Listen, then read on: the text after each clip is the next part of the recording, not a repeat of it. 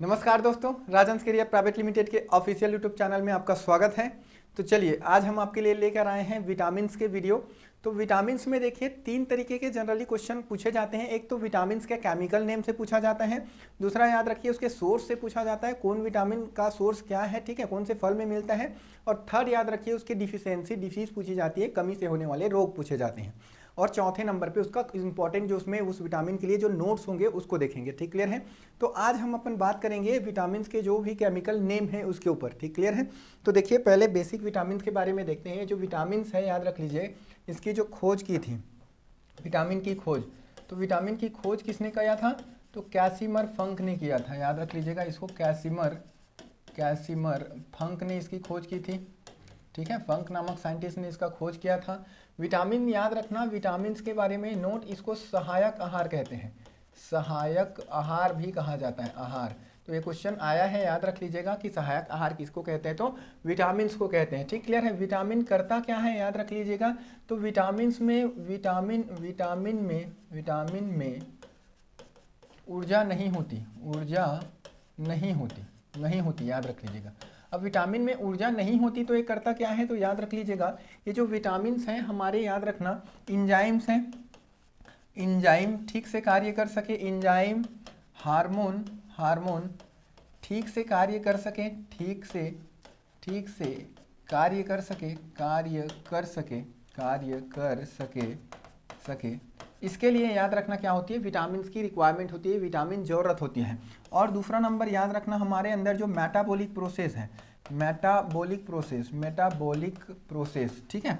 अब ये metabolic process कहने का मतलब है, मेटाबॉलिक प्रोसेस दो प्रोसेस से मिलकर बनती है। एक होता है एनाबॉलिक प्रोसेस होती है, और एक होती है कैटाबॉलिक प्रोसेस, ठीक है। कैटाबॉलिक प्रोसेस मतलब बड़े बड़े पार्टिकल्स का छोटे छोटे पार्टिकल्स में टूटना, और एनाबॉलिक प्रोसेस कहने का मतलब पार्टिकल से बड़े बड़े पार्टिकल्स बनना क्या कहलाता है? एनाबॉलिक कहलाता है। जैसे कि याद रख लीजिएगा प्रोटीन का निर्माण हो गया, इंजाइम का निर्माण हो गया, ठीक है, हार्मोन का निर्माण हो गया। तो छोटे छोटे याद रखना, प्रोटीन से हार्मोन का निर्माण होता है, इंजाइम का निर्माण होता है, तो एनाबॉलिक प्रोसेस। कैटाबॉलिक प्रोसेस जैसे कि श्वसन हो गया, तो श्वसन में ग्लूकोज के बड़े पार्टिकल ब्रेक डाउन होते हैं, तो वहां पे हो गया कैटाबॉलिक प्रोसेस। मतलब कि जितना भी हमारे अंदर याद रखना जो प्रोसेस चलती रहती है उसी को उपापचयी क्रिया या जैविक क्रियाएं कहते हैं, तो जैविक क्रियाएं याद रखना ठीक से हो, जैविक क्रियाएं, इसके लिए क्या जरूरत पड़ती है? इसके लिए याद रखना विटामिन जरूरत पड़ती है, तो विटामिन क्यों जरूरत पड़ती है इसको समझ में आया। इंजाइम, हार्मोन और मेटाबॉलिक प्रोसेस जो है हमारे अंदर अच्छे से हो, इसके लिए किसकी जरूरत पड़ती है? विटामिन की जरूरत पड़ती है। ठीक क्लियर है ये चीजें। चलिए नेक्स्ट देखते हैं। नेक्स्ट देखो, विटामिन कितने टाइप के होते हैं? तो याद रख लीजिएगा जो विटामिन हैं वो जनरली 2 टाइप के होते हैं। एक होता है, याद रख लीजिएगा, वाटर सॉल्युबल विटामिन होते हैं, सॉल्युबल विटामिन, और एक होते हैं याद रखना फैट सॉल्युबल विटामिन।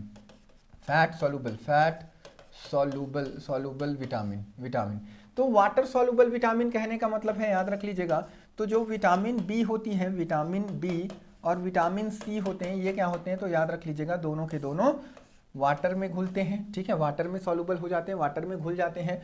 और जो याद रख लीजिए फैट सॉल्युबल में आते हैं, याद रख लीजिएगा विटामिन केडा से याद रख लीजिए के, ई, डी और ए, विटामिन के, विटामिन ई, विटामिन बी और विटामिन ए, ये क्या होते हैं? तो ये याद रखना फैट में घुलते हैं, वसा घुलनशील कहते हैं, वसा में घुल जाते हैं, वसा घुलनशील।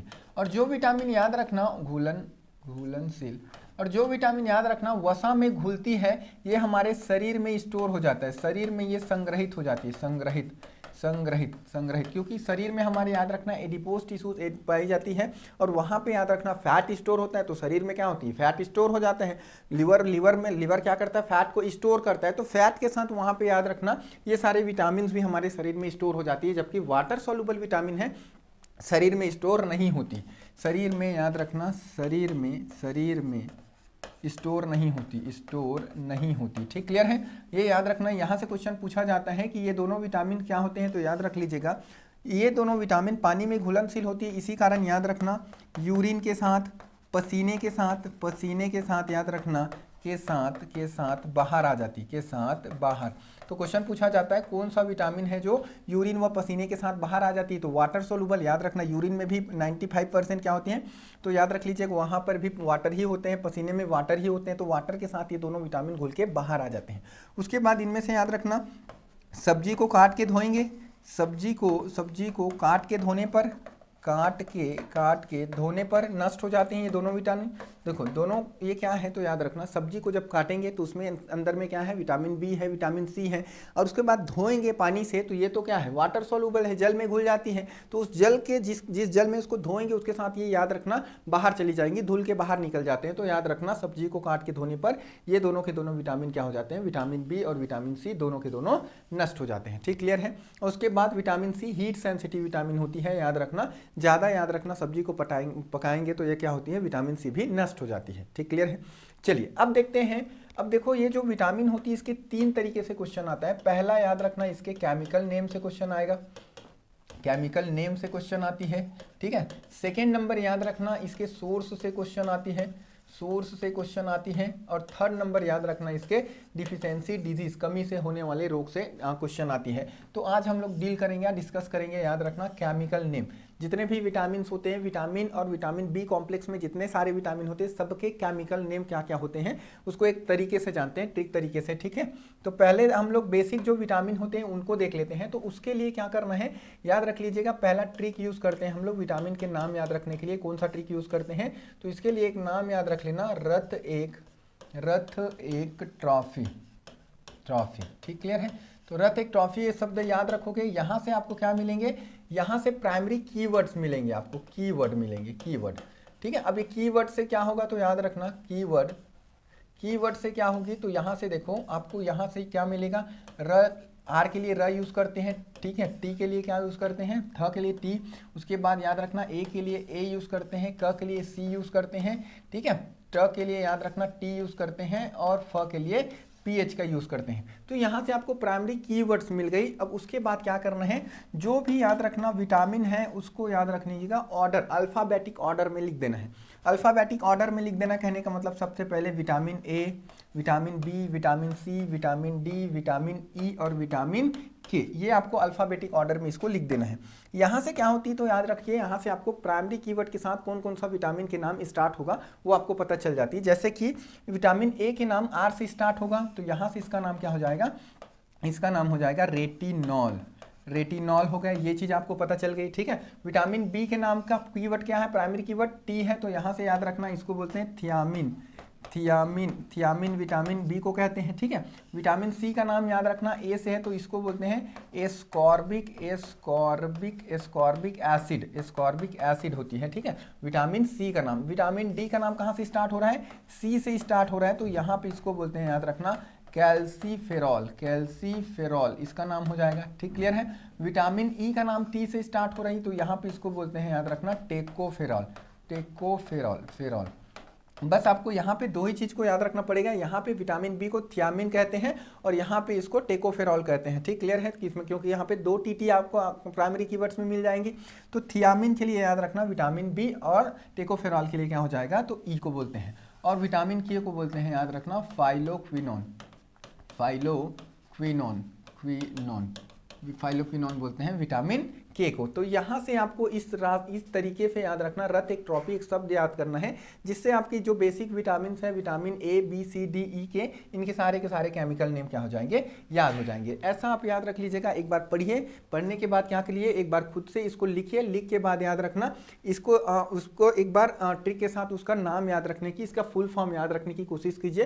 1-2 बार ऐसे करेंगे तो याद रखना 5-7 मिनट में आपको ये सारे के सारे जो नाम हैं वो याद हो जाते हैं। ठीक, क्लियर है। चलो, दिक्कत यहाँ पर नहीं होती बच्चों को, जनरली इसको तो ये 6 चीज़ें हैं, 6 विटामिन नाम याद कर लेते हैं। इसके बाद दिक्कत कहाँ पे होती है, दिक्कत याद रखना बी कॉम्प्लेक्स में बहुत सारे विटामिन हैं, उसके साइंटिफिक नेम याद रखना, याद रखने में थोड़ा दिक्कत आती है। तो उसके लिए भी हम आसान तरीका लेकर आए हैं आपके लिए। ठीक है। पहले इसको नोट डाउन कीजिए, फिर हम बी कॉम्प्लेक्स के सारे विटामिन के केमिकल नेम पढ़ते हैं। ठीक, क्लियर है। चलिए, तो अब देखते हैं हम लोग बी कॉम्प्लेक्स। अब बी कॉम्प्लेक्स में कितना सारा विटामिन है, तो देखते हैं बी एक ही विटामिन नहीं होता, ये कॉम्प्लेक्स के फॉर्म में होती है। ठीक, क्लियर है। बहुत सारे विटामिन होती हैं इसमें, तो देखते हैं कौन कौन सा इसमें विटामिन होता है। तो इसके लिए याद रखना एक लाइन यूज़ करनी है, एक तरीका यूज़ करनी है, और वो याद रखना कैसे है। तो याद रखिए, उसके लिए आपको एक फील करना है कि जब भी याद रखना ट्रेन है पुल पर चलती है, ठीक है, तो हालांकि उस टाइम पे ट्रेन स्लो चलती है, बट उसके साउंड ऐसे आता है कि हमको क्या लगती है, ट्रेन पुल पर बहुत फास्ट चल रही है। बस वही फीलिंग को याद रखना है आपको, सारे के सारे बी कॉम्प्लेक्स के नाम याद हो जाने हैं। ठीक है, चलो तो देखते हैं। अच्छा, आजकल हम लोग क्या करते हैं, शॉर्टकट की यूज़ करते हैं। जैसे गुड नाइट के लिए GN यूज़ कर देते हैं, गुड मॉर्निंग के लिए GM यूज़ कर देते हैं। वैसे ही शॉर्टकट की में हम लोग याद रखना ट्रेन के लिए क्या यूज़ कर सकते हैं, TRN यूज़ कर सकते हैं। ठीक, क्लियर है। तो यहाँ पे हम इस तरीके में ट्रेन के लिए TRN यूज़ करेंगे।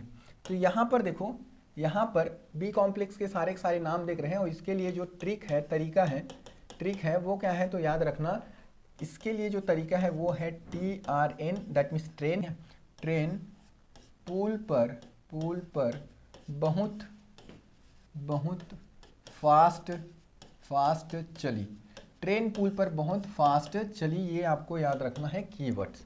ठीक है, ये लाइन याद रखना है। अब इससे आपको क्या मिलेगी, इससे आपको एक कीवर्ड्स मिलेगी, प्राइमरी कीवर्ड मिल जाएगा।